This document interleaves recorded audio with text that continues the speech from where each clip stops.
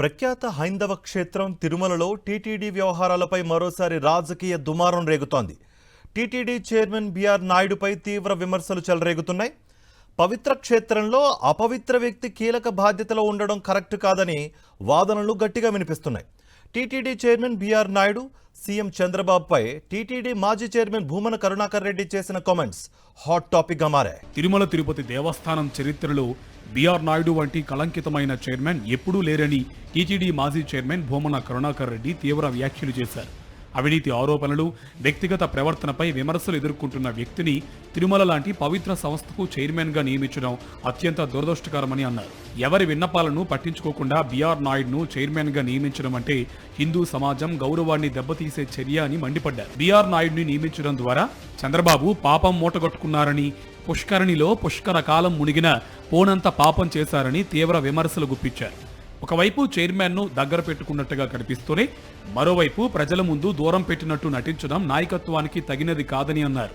TTD chairman ప్రవర్తనపై కూడా ఆయన తీవ్రమైన ఆరోపణలు చేశారు. మీ వెనుక కలుగులో ఎలుకలా తిరుగుతున్నాడనే స్థాయిలో వ్యాఖ్యలు రావడం పరిస్థితి ఎంత దిగజారిందో చూపిస్తోందన్నారు.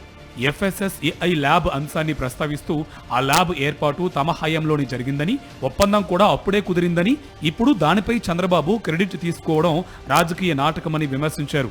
ల్యాబ్కు సంబంధించిన అధికారిని బదిలీ చేయడం అనుమానాలకు తావిస్తోందన్నారు.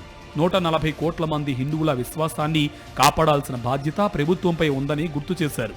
ఇప్పటికైనా చైర్మన్ను తప్పించకపోతే ప్రజలే తగిన సమాధానం ఇస్తారని హెచ్చరించారు.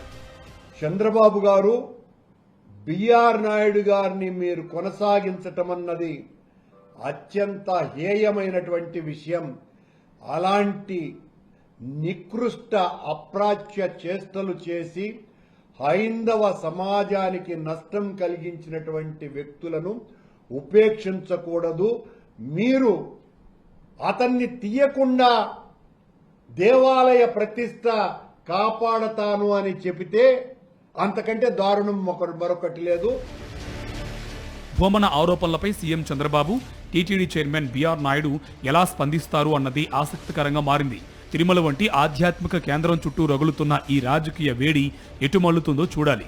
రాసలీలల వ్యవహారంలో చిక్కుకున్న టీటీడీ చైర్మన్ బిఆర్ నాయుడుతో రాజీనామా చేయిస్తారా లేక కొనసాగిస్తారో చూడాలి.